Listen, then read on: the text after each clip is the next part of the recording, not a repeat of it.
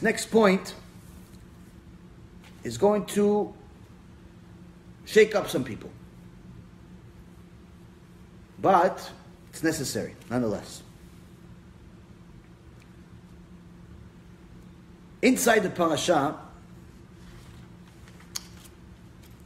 when we pay attention to a little bit more of the details of what's happening in the parasha, we actually see that the Chachamim say that the reason why HaShem saved Am Yisrael from Mitzrayim was not because of the special men, but rather because of the special women. The special tzadikot of Am Yisrael. He saved Am Yisrael from Egypt because of the tzadikot. He will save Am Yisrael with the MaShiach at the end of times because of the tzadikot of that generation. Same thing that happened will happen again. But it's not easy to be a tzadikah. So in this parasha, in between the words, in between the stories, we see the divine hand at work. There are a few women that are mentioned inside this parasha. And each one will give us a little bit of an understanding of the ways of HaShem. In chapter 6, verse 15, in this section, it talks about how the lineage of the heads of Am Yisrael, the tribe of Reuven and his sons, the tribe of Shimon and his sons, the tribe of Levi and his sons, to show you where Moshe and Aaron came from. Where Moshe and Aaron came from. At the end of this section, in verse 30, it reminds us that, or verse 26 again, it says that this is Aaron and Moshe.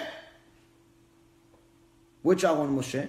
This is Aaron and Moshe, whom Hashem said to them, take the children of Israel out of the land of Egypt according to their allegiance.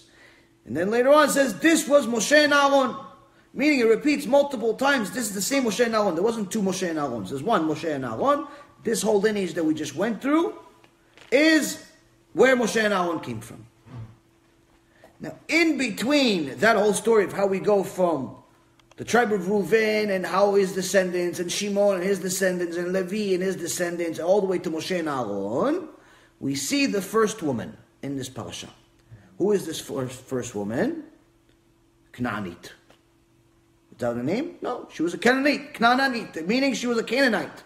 It's the first woman that's mentioned. Who is this woman? It says, when it talks about the sons of Shimon, the sons of Shimon, Bnei Shimon was Yemuel, Yamin, Oad, Yachin, Tzochar, Veshaul ben Knaanit. All of these sons, and then there was this name, is one son, that's the son of the Canaanite woman. Son of the Canaanite woman. Who is this Canaanite woman?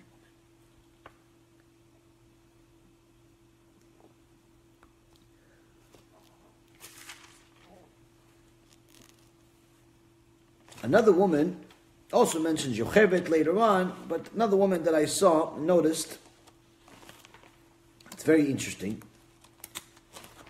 Very interesting.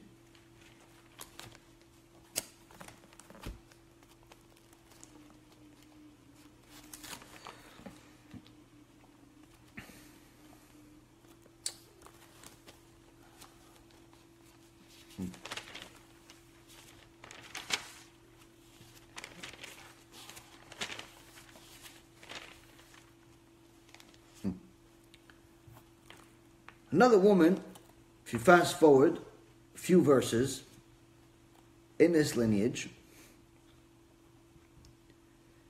it says in verse 23, Aaron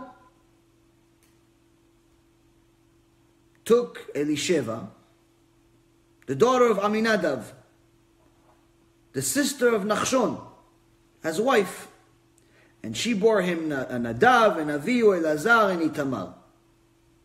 Before that, it also mentions Yocheved, the mother of Aaron and Moshe, the wife of Amram.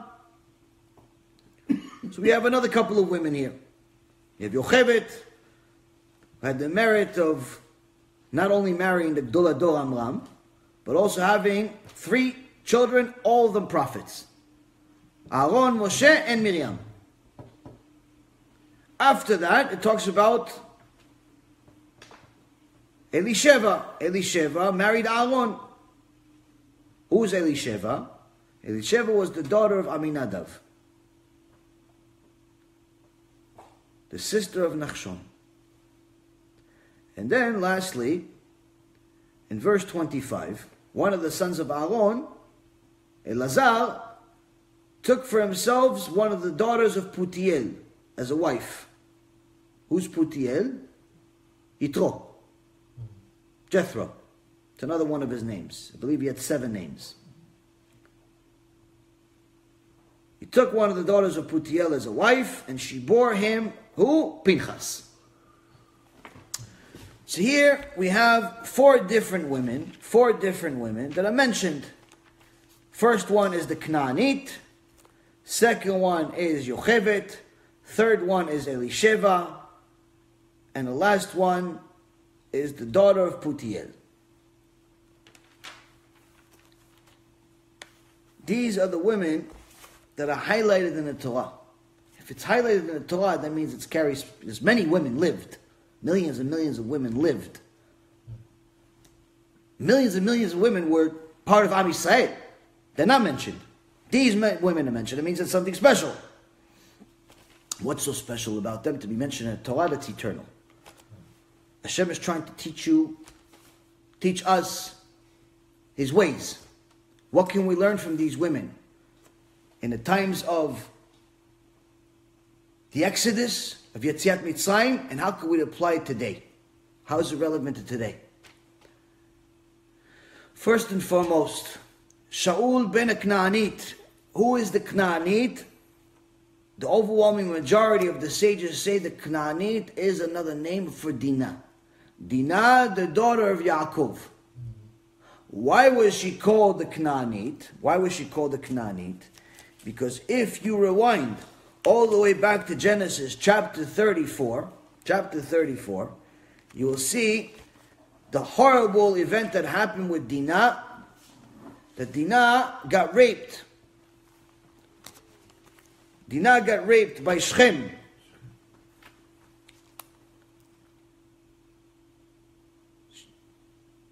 And she was embarrassed from that moment on, and she refused to continue living her life. She got into depression. So Yaakov Avinu figured out a solution. You can't be constantly looking at your own what happened, and be reminded of what happened and get over it. It's very difficult. He says, okay, first of all, the child that came out of it, send her to a different family. It's going to raise her. And I'll make sure that, B'ezrat HaShem, I'll pray and I'll give her a medallion to know who she is and so on, know that she's one of our descendants. Send her. Chazal says, they ended up giving that daughter up to who? To Potiphar. That daughter's name was Osnat. Osnat later on, you fast forward a little over 20 years, she marries Yosef HaTzadik. When Yosef became Avrech, became the viceroy of Egypt, all the women finally saw his beauty. They all wanted to marry him, and they all, in some cases, threw their underwear at him. Mamash, he was so beautiful, they all wanted to just look at him. Yosef was tzaddik, who looked on the floor only, until one woman threw a medallion that hit the floor, and he saw there's Hebrew writings, engravings on the medallion. And no one in Egypt knew Hebrew, only he did. He looked at it and he said, this is Osnat, granddaughter of Yaakov. Oh, I want to marry her. So much prophecy, Hashem's divine hand runs the world. The daughter of Dinah ends up being the only one that's Yosef HaTzadik could actually marry in Egypt, and that's what happens. But now Dinah still can't continue with her life because she remembers what happened and so on and so forth. So Chazal say that until Shimon married her, she couldn't get over the embarrassment of what happened. To know that at least if he marries me, that I'm still acceptable. I'm still acceptable, so Shimon married her. Now, why did this whole thing happen to Dinah? Why isn't it mentioned her name? Why is it Knaanit, the Canaanite? Because this is a form of rebuke. This is a form of divine rebuke. Dinah came from the seed of Yaakov, came from a Kodesh Kodeshim, and had all the opportunities of the world to be one of the most righteous women that ever lived. But in chapter 34 of Sefer Bereshit, Genesis, it says, now Dinah, the daughter of Leah, whom he had born to Yaakov, went out to look over the daughters of the land. She went out, lirot bebnot haaretz. She went out to go see what the other people do. The sages explain this contradicts the code of modesty. Why do you want to know what the goyim are doing? Why do you want to know what the other daughters in the world are doing? Why don't you stay with your own family? Why don't you stay with your own kind? Why do you care what the goyim are doing? Why do you care that the goyim wear wigs? Why do you care what the goyim wear mini skirts? Why do you care if the goyim do this, this, and that? Why? You want to be like them? Okay. She got punished. How punished? Severely. One of those goyim raped her, Hashem Elachem. And this is something she had to live with, but not just then, eternally. So much so that the Torah itself calls her the Canaanite woman. Why? Because a Canaanite raped her. This also shows the authenticity of the Torah itself, that it's not hiding anything that's embarrassing, like some of the other books in the world that's from different religions. If anything, it highlights it. It's a hard punishment. It's a very hard punishment. Why? You're not supposed to be like the goyim. To understand the significance of being a chosen Jew, a chosen Ben or Bat Israel, is one of the most important missions you have in your life. If you misunderstand it, you could literally lose your life. Dinah had an opportunity of a lifetime, and for a moment she peaked. She didn't go, she didn't marry, she didn't do anything, she peaked. He said, that's already too much. That's already too much. You care what they look like, what they do, where they shop, what they eat, what they don't eat. Why? It's not enough what you have. It's not enough to know that you're the daughter of Yaakov. It's not enough to know that you're the daughter of God himself. It's not enough. God says, you are my daughter. God himself, God said, you're my daughter. You are my daughter. You're my princess. No one is above you. The whole world was created for you, my daughter. It's not enough. You want more? The whole world, all of the galaxies, all the planets, all the stars, all the everything was created just for you, my special daughter. It's not enough? You still want to know what the other goyim are doing? Why? Why? It's very rude. It's very rude behavior. As we talked about in the beginning of the shiur, all Hashem wants to do is give you good. He made an event, $500 zillion, just for you. He built a whole world for you, with planets and stars and suns and little cute little bugs, or sometimes they're ugly, but for you they're cute maybe. And flowers, and they smell good, and there's different colors, and there's light, and there's shade, and there's air, and there's water, and there's fish, and there's different types of fish, and there's animals, and some of them are strange looking, but they're still cute, and there's children, and even though you sometimes want to kill them, but they're so cute you don't want to because they're yours, and all these wonderful things. He created all of it for you. My precious daughter, he created it for you. And what are you saying? No, I'm busy. I want to see what the non-Jews are doing. I want to act like them. It's rude, to say the least. So Dinah, she stayed within Am Yisrael, Baruch Hashem, but her stature changed. She stayed within Am Yisrael. She's still mentioned in the Torah. Alvaya later to be mentioned in the Torah. But nonetheless, we see here clearly, Chazal teaches, if it wasn't written, we wouldn't be allowed to say it. We see the stature changed. The fact that you're looking elsewhere means you don't know what you have at home. The fact that you're still looking at other women means you don't appreciate your wife. It's not your wife's fault, it's your fault. The fact that you're looking at your neighbor's car, house, and money means you don't appreciate how hard your husband's working. The fact that you're looking at the neighbor's kids means you don't value your precious kids. Why are you looking somewhere else? Why? Why?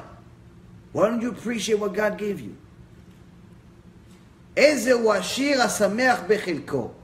sages teach us who is rich? Someone who's happy with his share. HaShem created the entire planet for you and you're still not happy? It's very rude. So Dinah, the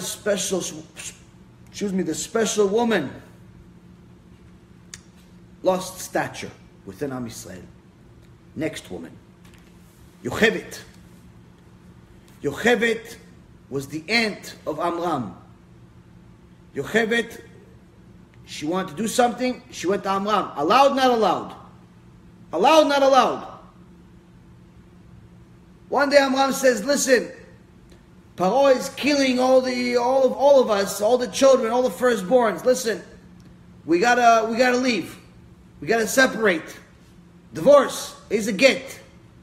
You ever see a pasuk, a midrash, Yocheved complaint? No. What she say? Okay. Your Gdolado. Your Gdolado says no, it's no. Okay, divorce. Then his little genius daughter, the prophet Miriam, at 60 years old, comes, hey, Abba, you're worse than Paro. What do you mean worse than Paro? You're worse than Paro, Abba. Why am I worse than Paro? Maybe it was my daughter told me worse than Paro. I don't know if I would act the same way. What did he say, Amram Gdolado? What did he say, Tzaddik? What did he say, the person never sinned in his life? One of 4 people had never sinned in his life. What does he say to his little prophet daughter? He says, Biti Lama. Why? Why am I worse than Paro? Instead of go to your room, you rude little kid. He says, why? Why am I worse than Paro? He says, Abba, Paro is only killing the boys. By you divorcing Ima, everyone's going to follow you, which means it's not going to be boys or girls. You're killing both. Paro is Rasha, which means that Hashem may not fulfill his will. You are Tzaddik, which means Hashem will fulfill your will. Yeah. He says, Biti tzadka mimeni. My little 6-year-old daughter, you're right. Do shiduch. Give you $1,000. Marry, hook me up with your mom again. Set me up with your mom, go to shiduch. Yocheved, tzadika, kodesh, kodeshim. She goes back to her husband. She doesn't say, hey, you kicked me out. Hey, you have to pay me extra. Hey, no. Okay, now I'm back. Dolado wants me back, no problem. You did it for mitzvah. You want to do it again for mitzvah? No problem. What happened with that removal of any ego? What did she get? She got the humblest man of all time to be her son. Moshe Rabbeinu. She got the most important person in the Bet HaMikdash, the Kohen Gadol, to be a son also, Aaron HaKohen. She got the top prophet woman in history to be her daughter, Miriam. That's what she got. For what? Removing ego. And she's mentioned in the Torah by name. Next, you have Elisheva, daughter of Aminadab. Who is Elisheva? Who's this Elisheva, daughter of Aminadab? How many women are named Elisheva today? Every day is Elisheva. Does anybody know who's Elisheva? Does anybody know who Elisheva is? There's a few people named Elisheva. But who is this? It's mentioned in Torah. Aaron married Elisheva. What's so special about Elisheva? What's so special? The fact that she's married to Aaron, Chazaku Baruch. Okay, you don't have to be a genius. It says it's married to Aaron. Okay, what, that makes it special? Okay, Aaron was special. You could say Aaron's side was good. She got lucky. She got lucky. She married, she caught a good one. No, Rabotai. Elisheva was the daughter of Aminadab, very special family. Why special family? Because Aminadab was also the father of Nachshon. Who's Nachshon? Who's Nachshon? Nachshon was the one that said, we're in the Sea of Reeds. On one side we have just ocean. On the other side we have desert, and the Egyptians coming down to kill us. Nowhere to go. Some people want to commit suicide. Some people want to go and fight. The other people want to go back to be slaves. Nachshon ben Aminadav says, no. If God brought us here, that means it's for the best. Kol de'avid rachamana tav le'avid. Everything that the merciful one does, he does it for the best. Like Rabbi Akiva said, Masechet Brachot, page 63 or 66. At the end of Masechet Brachot, this is what he said, everything's for the best. Nachshon, he says, must be for the best. If he brought us to the ocean, it means for the best. I'm going in. What do you mean in? It's deep. That's Hashem's problem, it's deep. He brought us here, that means he wants us here. Egyptians are coming, we obviously can't stay here, that's against logic.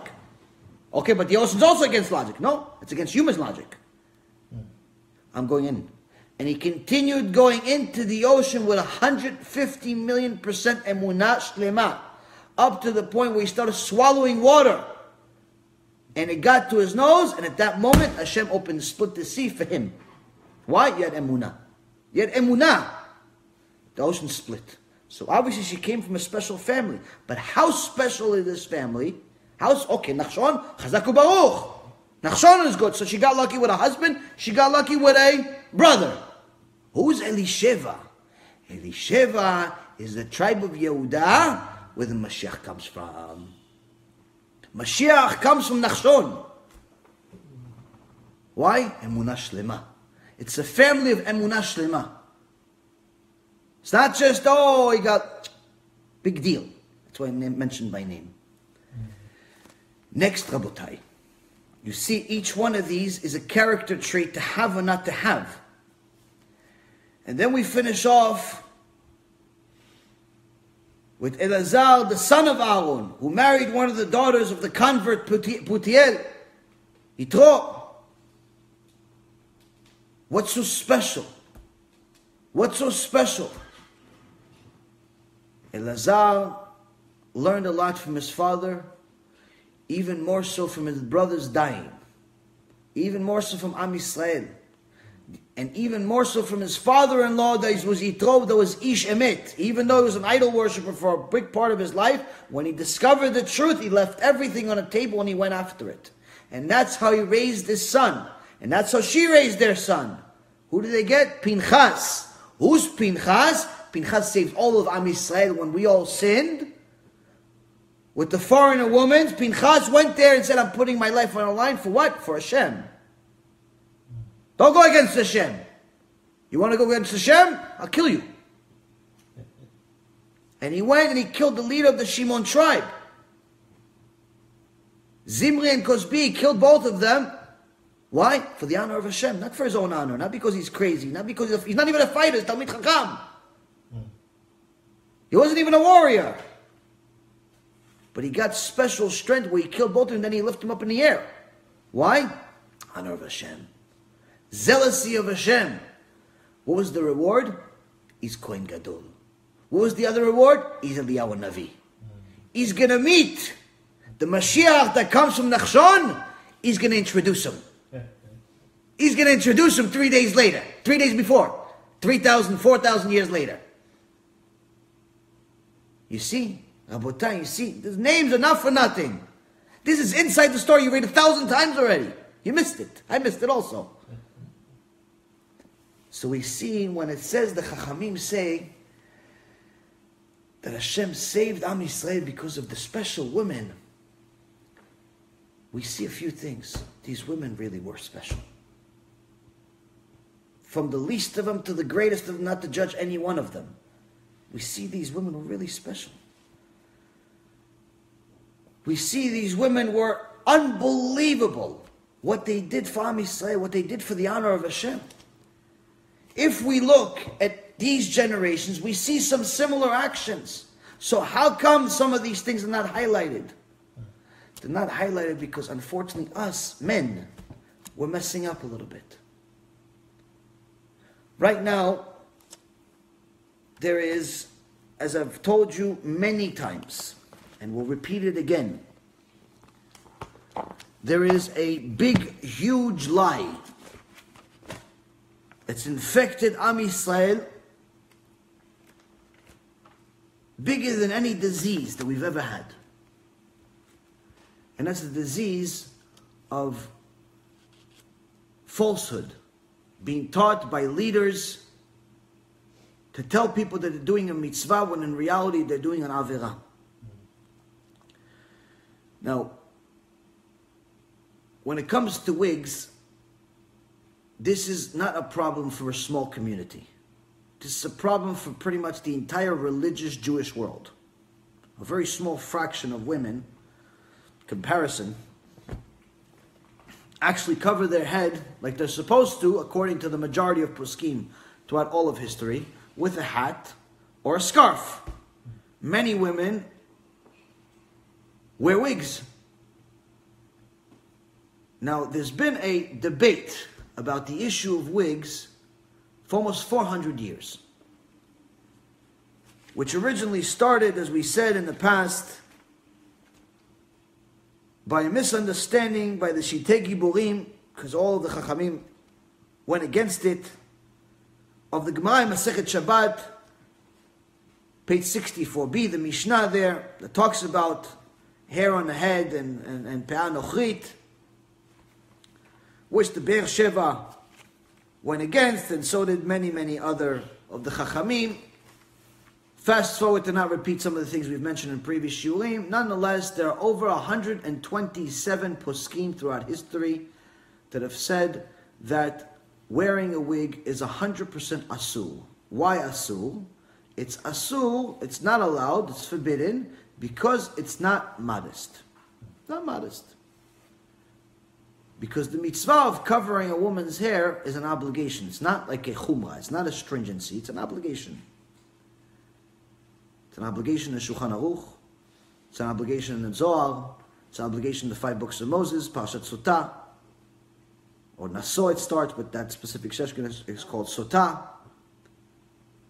It's an obligation in the Gemara, in several places. It's everywhere. Everyone knows that a Jewish woman must cover her hair. And for generation among generation, righteous Jewish women, all the way back from the days of the Chumash, over 3,300 years ago, 4,000 years ago, covered their hair with a mitpachat. 5,000 years ago with Sarah Imenu, covered their hair with mitpachat. But now, a few hundred years ago, certain things changed. So the machloket begins with this specific Mishnah, which says the following. A woman may go out on Shabbat with her hair braided with strands of hair, whether the strands are her own hair, or whether the strands are hair of her companion, or whether the strands are of an animal, with a frontlet, or with the head bangles, they are sewn to the hat, with an ornament, with an ornamental woolen cap, or with a wig into the courtyard. So this whole Gemara, and it continues, this whole Gemara talks about whether someone is allowed to put something on their head and walk outside when there's no Kiruv. Because in essence it's carrying something. So is it considered carrying, or is it considered something like a piece of clothing which you're allowed to wear? So here it says there's a few different types of things. There is strands of hair, her friend's hair, an animal hair, or there's a hat by itself, or there's a hat with bangles on it, or there is a wig itself. So here the Shiltei Giburim said, oh, see, there you go. It says that you're allowed to wear a wig on Shabbat. So if it means you're allowed to wear a wig on Shabbat, it means you're allowed to wear a wig the rest of the week.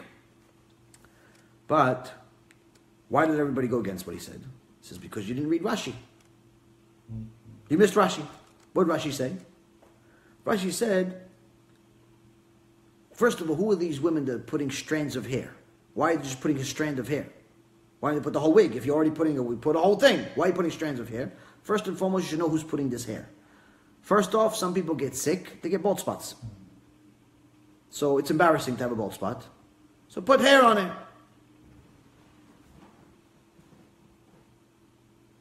Second thing, if you're going to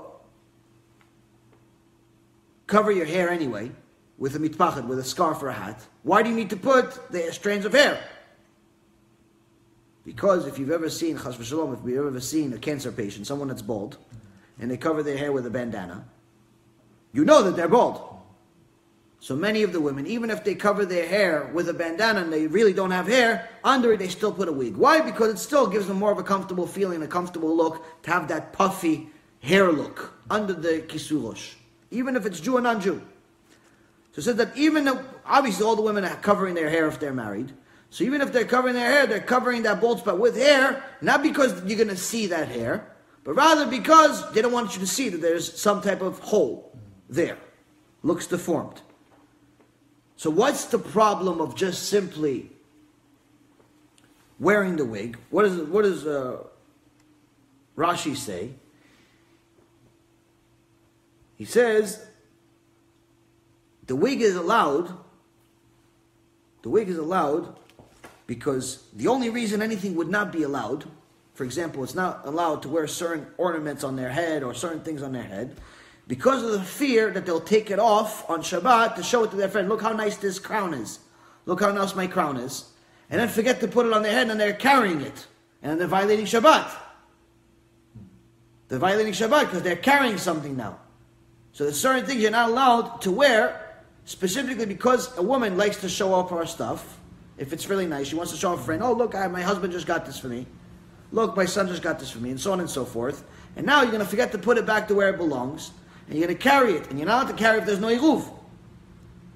So he says, Rashi says, there's no problem with wearing the wig. Why? Why is there no problem with wearing the wig? Because there's no fear of a woman removing that wig. Why is there no fear of that woman removing the wig? Because the wig is sewn into the hat that she's wearing, on top of the wig. The wig is sewn into the hat she's wearing. And of course she's not going to take off the hat, because then she's going to be violating the Torah. She must cover her hair. So even if she wants to show somebody, hey, look at my nice wig, it's from France, it's from Nigeria, it's from, I don't know, Brazil, wherever it is, she's not going to do it. Why? Because the wig is sewn to the hat.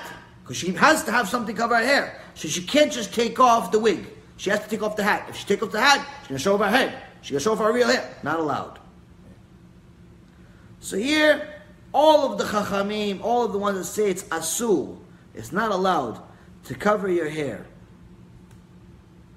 with a simple wig. They're not using their own opinions. This is Gemara Meforeshet. This is what the Gemara says. Why is it not allowed to simply wear a wig by itself? Why is it not allowed? The Gemara specifically says in the same place, in 64b. Shevach ula, because it will be considered an enhancement if an older woman is wearing the hair of a younger woman. Meaning, you're wearing hair that improves your looks, which is going to grab the attention of other people, which is an immodest act by definition. An older woman is not going to, no older woman is getting a wig of white hair. If she's already going to wear a wig, she's going to wear a wig of a younger woman's hair. That is by definition not allowed. That's what the Gemara says. So when the Shitei Goburim missed it, Kvodo b'mkomo, all of the other Chachamim said you're 100% wrong, and that's why the overwhelming majority of poskim throughout all of history have said it's forbidden 100% to wear a wig. Over 117 poskim said it already before recent history. Another 10 recently were added. But the recent 10 that were added for even another reason. The recent 10 that were added for a more significant reason. Why were they added? Because after an intensive amount of studying that we've done, with people in India, people in different markets, a lot of research that we did, and As you all know, I was on Wall Street for almost 20 years. That was my profession. That was what I did. That was my expertise. We pretty much have not like a opinion. It's a certainty. It's a market certainty. It's not my opinion. It's a market certainty. You go to any expert within the industry, real expert that's not biased, and you ask him, where does the hair of real hair wigs originate from for the majority of the market? Statistically, according to researchers beyond myself, over 90% of the hair in the world that goes for wigs comes from India. No other place. It does come from Cambodia and from China and from Russia and from different places, but it's small amounts in comparison to the large amounts. Why is it small amounts? Why can't they just bring half of it from Russia? Why can't they bring half of it from China? Why can't they bring half of it from Brazil? Each one of those countries has its own explanation. First and foremost, Cambodia, it's very nice. Thank you very much for providing some of the hair. You just don't have a very big population though, to provide a $10 billion business with hair. It's a $10 billion market. It's not like a $2 million business. It's a $10 billion industry.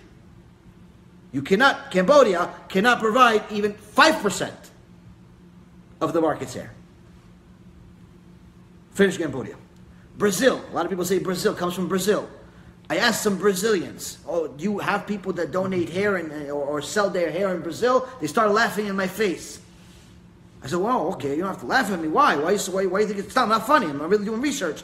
Like, Brazilians and people from this part of the world would be more likely to commit suicide from starvation than shave their head. Such is the appreciation of personal beauty in that country, in that part of the world. It's never happening. It's never happening. Brazil, gone. There are a few suppliers in Brazil, but after further research, we saw they were just smarter than everybody else, and already in the early 80s and 1990s, they made contracts with the temples in India.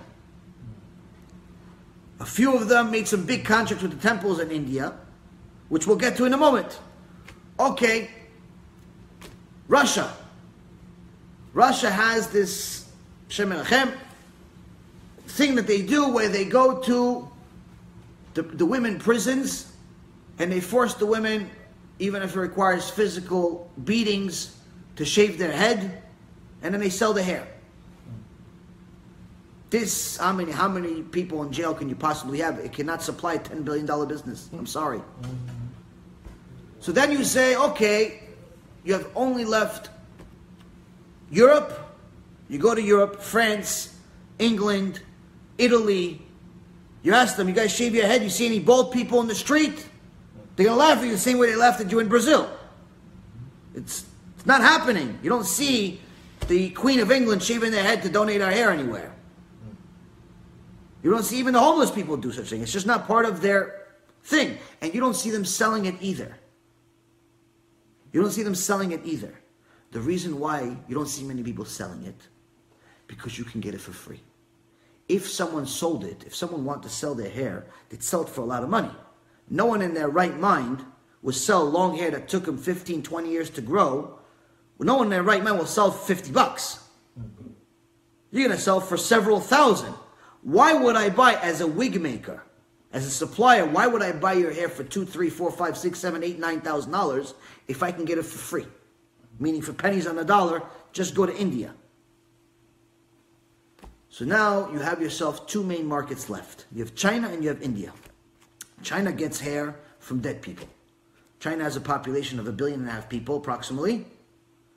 And when people die, part of the people, actually they shave their head and they sell the hair. This is forbidden according to the Torah. You're not allowed to use anything of the dead. So that I don't have to debate. It's a known fact. It's not allowed. But Chinese, you can tell it's Chinese hair nonetheless. Either way, even if it is, even if it's not, it's forbidden. You don't know. It's forbidden. But even more so, there's not as many people dying in China as there is people donating hair in India. Why India? Because India, for hundreds and hundreds and hundreds and hundreds of years, has had it as part of their many religions to donate the hair to one of their false gods, to one of their idols. You have over 1 billion people live in India currently. Average, statistically, according to market research, not me, market research, professionals, experts, different major hedge funds, major research houses, major business outlets, and so on, said average person has donated their hair at least 2.5 times. Meaning 2.5 billion. That's the market. There's no other country, including China, that can supply the market like this. Why? Because even if you got the hair from some European, or some Israeli, or some Cambodian, or some Chinese, or some, it still will be drastically more expensive. Why? Because someone's selling it. Here, the people are giving it for free, and they're actually paying the temple to take the hair. No other market can compete with free. It's the best price. Now, why are they doing it for free? Because it is 100% idol worship. Just like le'avdil, 1,000,000 avdalot, big difference. We brought korbanot to HaShem in the Bet HaMikdash. They bring their hair to their false idols of rats and statues and all types of foolishness. Same thing in their eyes. Obviously stupidity, but nonetheless, their purpose is the same. According to the Gemara, Masechet Avodah Zarah, according to the Shulchan Aruch, according to the entire Torah, once something was used for idol worship, it can never be undone. That's why as soon as Yeshua ben Nun went to Eretz Yisrael, Hashem said, burn all the trees. Why burn the trees? What they do? Somebody worshiped them. Yeah, but the tree itself is innocent. Didn't do anything. It doesn't make a difference. It was used for idol worship once. It can never be used again. It must be destroyed. The only mitzvah left for its existence is to destroy it. It cannot be used. You can't make it into paper. You can't make it into tables. You can't make it use it for beauty. You can't use its fruit. It must be destroyed. Meaning, if you have a wig and you have a zillion hairs in the wig and one hair in it, one hair came from idolatry. Just one hair, not the whole thing. One hair, but you don't know which hair. The whole wig has to be destroyed. Why? You can't take the chance. You can't take the chance that that one hair is on your head, because that's idol worship. Now, all poskim, all Torah, all real scholars, all real Jews, everyone agrees you're not allowed to benefit from idol worship. Everyone. But there was some heretic that pretends to be a rabbi that came up and says, no, we're going to kosher the wigs. We're going to oversee it. We're going to this, we're going to this, we're going to that. I already made enough videos about that the whole koshering of wigs is complete nonsense. There's no such thing. It cannot exist. There's no way to kosher it, especially the way that he doesn't do what he says that he does. And even he himself, when Rabbi Yashiv Alav Shalom came out and said it's not allowed, it's forbidden to use wigs from India or from anywhere from idol worship, he himself says, no, I don't agree with Rabbi Yashiv. I don't think that the idol worshipping is a problem. Even if you get it from India, you can still use it. So if you don't think that they need to be koshered, how are you koshering it? How many kosher institutions are there for wigs? One, only him. I made already enough comments about the whole koshering thing. What am I telling? What's the chidush here? Summarizing everything to a point. How is this connected to Yocheved, to Elisheva, to Dinah, to the wife of Elazar? How is this connected? The main defendant, unfortunately, the main defendant of all of the wigs in the world right now, the main defendant of fighting for wigs right now, unfortunately, the main defendant of it is Chabad. Chabad stands for Chokhmah Binah Vadat, 3 levels of wisdom. Unfortunately, today, after the Rebbe died, it stands for 3 other things. It stands for you have to believe that the Rebbe is MaShiach. It stands for that we're all tinokot shenishba, everybody is a captured baby. You're okay wherever you are. And it stands for wigs. You go to Chabadniks and you tell them, listen, it's forbidden. Over 120 poskim said that it's not allowed. They say, no, Rebbe allowed it. You tell them it's forbidden. There's idol worship. All poskim said it's not allowed, including the Rebbes. Of course, the Rebbe would never say that idol worship was allowed. It's against the Torah. He was a kadosh. He was a ish kadosh. Not allowed idol worship. No, it's not idol worship. What do you mean? I told you it's idol worship. The idol worshiper himself made a video saying it's idol worship. I have people in India saying it's idol worship. We do idol worship. Yeah, sure. What's the problem? They have nothing. They don't think there's anything wrong with it. They're not embarrassed of their idol worship. They're proud of it. You know how many videos I have of people saying it's idol worship? While they're shaving their head. They're proud of it.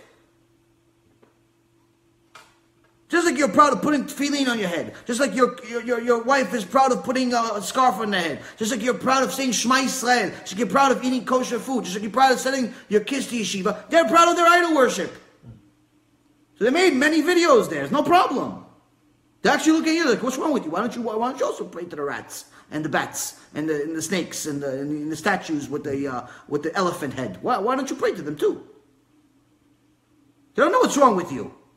They don't realize what's wrong with them. So you tell the Chabad, no, it's idol worship. No, the Rebbe allowed it. The Rebbe allowed it. There's no way the Rebbe would be allowed. Would make a mistake. What is he, God? And for the last couple of days, I've had this for months already, for the last 2 days I've been debating, Rabbi Ephraim and I have been debating these several Chabad rabbis, where they're literally, it started as, we just posted something about some person had a dream that the Rebbe, Lubavitcher Rebbe, Alav Shalom, came to him in a dream, or came to her in a dream, and said, I never said that the wigs of today are allowed. I never said that I'm MaShiach. Tell people to stop. Tell people to stop doing it. Stop saying that this is my name. I posted this in different groups. Immediately, these first rabbi publicly insults me and says, you have to be an idiot to believe such a thing. And you're a fool, and you're this, and you're that. A lot of compliments. Thank you very much. Oh, HaShem. I need a schuyot in Shamayim. Thank you very much for helping me out. Fine. So then we started talking about, I said, well, wigs are not allowed. And like, no, but the Rebbe allowed, and we have other proofs, and we start going back and forth. So initially they provide 5 sources of poskim. The sources are all it's all mistakes, they just don't know how to read these people. We provide them 25 sources, showing them that the 5 sources are wrong. They provide 2 or 3 more sources, we provide 50 more. 50 more. So far we're outnumbering a little bit. 50 more, not allowed. What do? They start cursing us out. Start insulting us. We continue. For the emet, there's proofs. Then we say even the Rebbe, Lubavitcher Rebbe himself did not agree with what you're saying. Why? What did the guy say? The rabbi, the Chabad rabbi, what does he say? He said, yeah, I just came back from such and such town in Israel, and I was making sure to look at all of the women to make sure they're wearing wigs. Wait, excuse me? What did you just say? That's what I said. What did you just say? Yeah, make sure to look. This is in writing. I can show it to you. It's in Hebrew though, but I can show it to you. I'll make sure to look at all of the rabbis and all of the women to make sure they're wearing wigs. Why are you looking at women? You soteh. Why are you looking at other women? You don't know you're obligated to watch your eyes. And then they start creating laws and they start creating things in the name of the Rebbe. The Lubavitcher Rebbe that was an Ish Kodesh. They start creating things. What they say? The Lubavitcher Rebbe refused to marry any couple if the woman did not agree to wear a wig. Are you stupid? Is something wrong with you? Where did you come up with such nonsense? We start providing them proofs that the Rebbe himself wrote letters for mitpachat, for the scarves.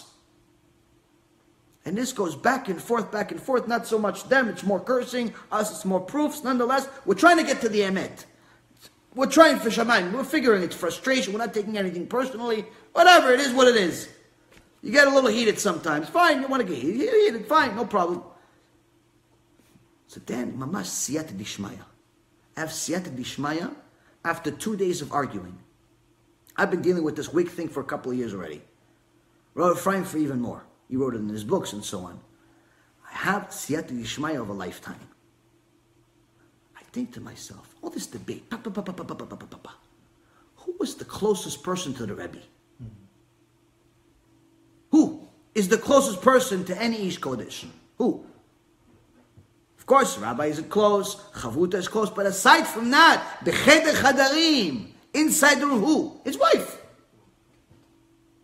What did his wife do? His wife definitely didn't call him MaShiach, I can tell you that. But what did his wife do? I said, let's find out. So I went on some research. Baruch HaShem, I found you some confirmations. I found you some confirmations. You can't say it's my opinion.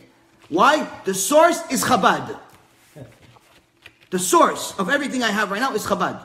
It's not me. I didn't go back 30 years in time to take these pictures. Chabad has several movies about the Rebbetzin. She was a Isha Kedosha. She was mamash in our generation. When she lived, she died in the late 80s. The Rebbetzin was Chaya Mushka Schneerson. Was mamash Isha Kedosha. Unfortunately, they didn't have any kids. But when there was a lawsuit and they were looking at the estate, they were looking into the estate of Chabad and so on and so forth. They asked about the Rebbe and they asked about her father, which was the Lubavitcher Rebbe before the Rabbi Schneerson. And they asked her, oh, what does he have? What does he have? He goes, no. The Rebbe belongs to the Hasidim. Everything he has is for the Hasidim. Everything. There's no person, our house, our car, our money, our bank. Everything is for the Hasidim. One little boy came to the Rebbetzin. He says, Rebbetzin, where are your kids? Little kid doesn't know misken what having kids is. Misken doesn't know. Innocent. Mamash, pure soul. What the Rebbetzin, instead of crying like all of us want to cry right now for such a thing, what did she say? She says, all the Hasidim are his kids. All the Hasidim are our kids. Say, Isha Kedosha. I want to know what Isha Kedosha in our generation did. If you're saying so many things about her husband, Allah Shalom, I want to see what she did. She go with her husband, she go again, to what she do. If she's a Kedosha, I want to be like her. Rabotai, you don't need to listen to my words anymore. You could just see pictures. Here's the first picture. This is a very famous picture of the Rebbetzin Schneerson. You see that there is a little bit of hair and a hat. There's a little bit of hair and a hat. Now this is obviously, for anyone, any woman would tell you this is obviously her real hair. We showed this to the Chabad rabbis. They said, no, it's a wig. It's a wig. I said, okay, let's check another one. Let's check another picture. We have another picture. What about this one? It's another hat. This is a wig too? From 80 years ago? It's a wig? Oh no, it's a wig. It's a wig. Hashem have mercy on you, he tells me. Hashem have mercy on you for thinking this is not a wig. Hashem have mercy on you. I said, okay, fine, no problem. No problem, this is a wig. This is her, by the way. I said, okay, no problem. Let's see, next picture. Here she is, over here. Same picture as the other one, just the original picture. Is this a wig? Oh no, it's a wig. Hashem have mercy on you. It says it's a wig. I said, okay, no problem, fine, no problem. We have wigs. We have a lot of wigs. We have a lot of different types of wigs. Then you have the movie. The movie called the Life and Times of the Rebbetzin. Life and Times of the Rebbetzin. A brief biography of Rebbetzin Chaya Mushka Schneerson. It shows several pictures of her. Some of that I showed you, some that aren't. This is one of them. This is one of them.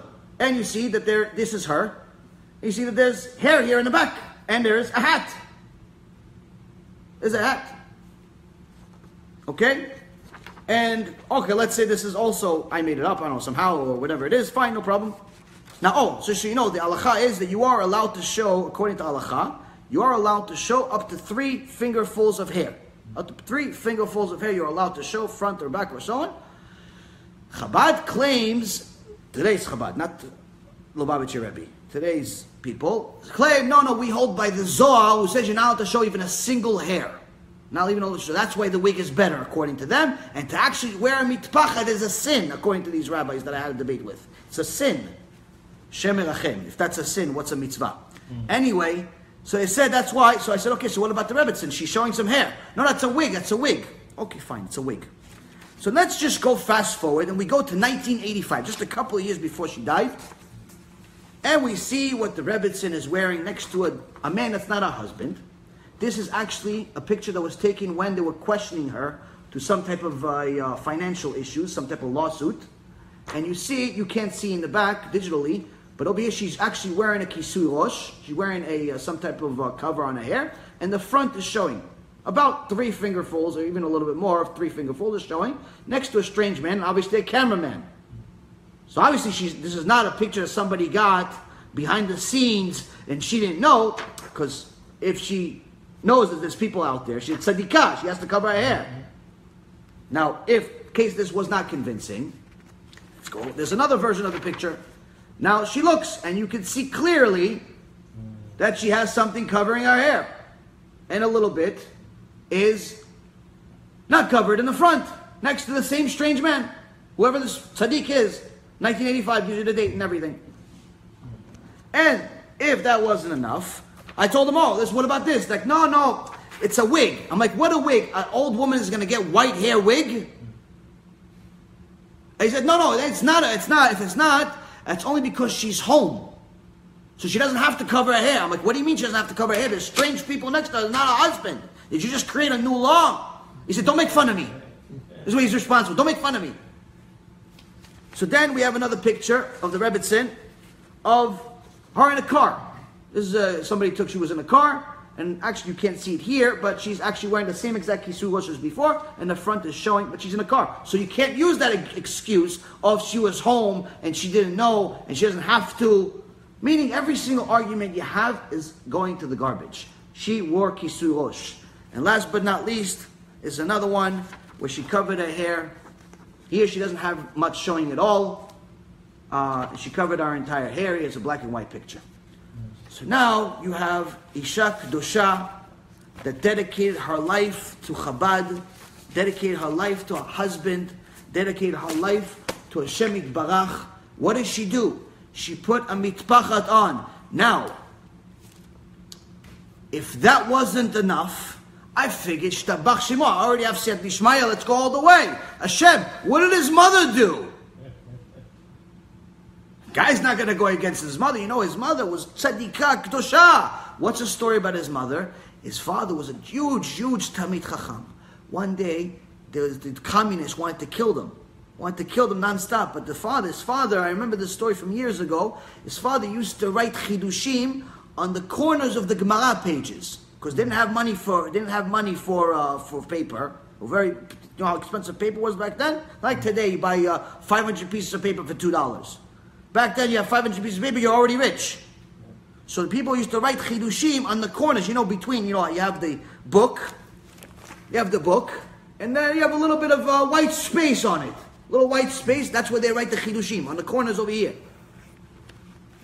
So she took all of these chidushim, all of the books, instead of clothes, instead of food, instead of money, she took all of his chidushim and she took it out of the country to save the books. She put her life on the line. No money, no clothes, no nothing. She just took his books. Why? The world must see his chidushim. This is how much she loved Torah. This is anashim k'toshim. It's not regular women. It's no different than in that generation. No different than Yocheved and Elisheva. It's no different. What did she do? Rebbetzin Schneerson. Chana Schneerson. Look at this. Nice hat. Look at this. Another hat. Some hair showing on the side. But you have the hat. More hair showing than the Rebbetzin, other one. But nonetheless, there's a hair covering, which we'll explain in a moment. Another one. These are all the pictures that are available. There are no more pictures. You want to go find one, send it to me. But I didn't find it. I did a lot of research, Baruch Hashem. Covering more. This is a first meeting she had with the Rebbe himself. She hasn't seen him in almost 20 years. Meeting with all the rabbis and the Rebbe. Rebbe here, as you can see, is very young. This is the Rebbetzin, his mother. The hat looks like a shtreimel. She covers everything. Huge. And again, another meeting over here, another black and white picture. This is the Rebbetzin here. This is the Rebbe. Shtabach Shem Olad. Again, a huge hat. And if you want to read, you should read the story, the life and times of the Rebbetzin, Chaya Mushka Schneerson. It's actually on Chabad's website. It's actually on Rebbe.org or something like that. Very, very good article. Also has many of the same pictures that I just showed you, and others. Not others, and what's it called? Just in the article. Now, what's the point? The point is, Rabotai, a few things. Number one, even if you want to say, which is a lie, even if you want to say they wore, both of them, both of these tzadikot kedoshot wore a wig. Let's say they did. They didn't, but let's say they did. What kind of wig did they wear? What did they wear? They wore exactly what the Gemara says. Exactly what Rashi says. They wore the wig under the hat. Okay, I wore the wig. White wig. Okay, fine. Never really existed. White. No, no problem. I wore the wig under the hat though. Not a wig by itself. Not a wig by itself. Covered my hair, obligated. No problem. But just like Rashi says, just like the Gemara says, just like the Mishnah says, no 3 feet long wig reached the floor, not even a short wig. Nothing. Why? It's not allowed. It's pashut not allowed. It's pashut not allowed. So even if it was a wig, you see it's covered by a hat. In reality, it wasn't a wig. But you want to believe it's a wig? Fine. Okay. If you're holding by the Lubavitcher Rebbe, you want to hold by him to wear a wig? No problem. At least hold by what he actually did. Don't hold by something you created out of your thin mind of what you say he did. Hold by what his wife did. Hold by what his mother did. No problem. But don't go out and pretend like you're covering your hair, like the Baba Sali says. He says these women, they're pretending like they could fool God. They're pretending like they can fool God by fulfilling the obligation of covering hair with hair. They're pretending to fulfill the obligation. You think you can fool HaShem? It's nonsense. It's nonsense, Rabotai. You have to understand, to be a Isha Kedosha is not easy. It's not easy. It's not easy. To bring Am Yisrael to a point where Hashem will save us out of the tum'ah of the world, out of the impurity of the world of Egypt, it's not easy. You fast forward 3,300 years, we're in the same situation. For any woman to do serious tshuva and stop with the nonsense, it's not easy. But at least don't lie about it. Don't pretend like you're finished with your tshuva. Don't pretend. We have all a lot to do. We all have a lot to do, but knowing the truth is half the battle. Knowing the truth is half the battle. That's what we can do tshuva. You want to hold by Rebbe? No problem. Do what he did. You want to hold by Rav Ovadia? Do what he did. Whatever you want to hold by, do what they do. Don't start creating new rules in someone's name that died and you can't ask him now.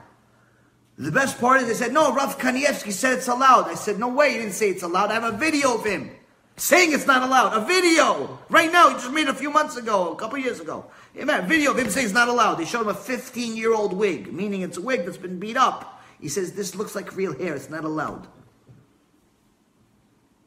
No. Why would they insist so much in this? It's allowed? Why they insist that it's allowed? Because the guys don't know how to watch their eyes. That's the truth.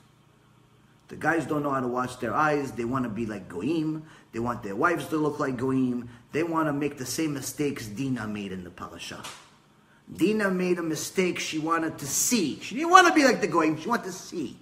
The guys today, they want to see what the Goyim look like. Oh, look, they have long hair. I want long hair. That's the truth. That's the hard truth. That's what they're going to try to hang me on. That's what they're going to try to fight me with. It's no problem. Mila Hashem Elai. I'm for God. Whoever wants to fight, good luck. Or maybe they own interest. Whatever it, of course, his interest is money, but in reality, it's eyes. In reality, it's eyes. Yeah, of course there's money. Yes, of course.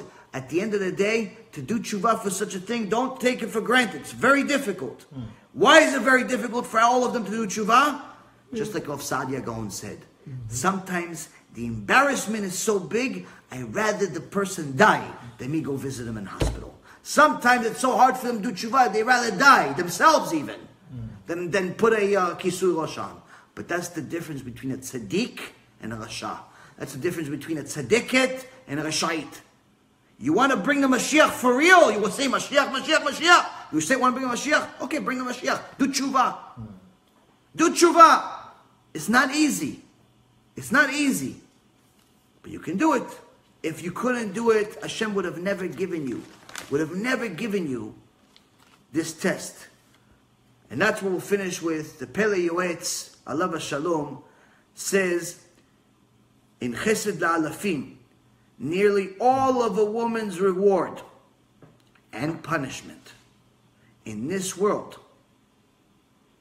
and the world to come, all the reward, all of the punishment comes and is dependent on her modesty. It's the Pele Yoetz, not me. You have a problem, go to him. He's in Olam Haba right now with the rest of Chachamim, Rabbi Akiva. You have a problem, go to him. That's the truth. At least we know where we stand. There's nothing chas v'shalom against Chabad. There's nothing chas v'shalom against anyone.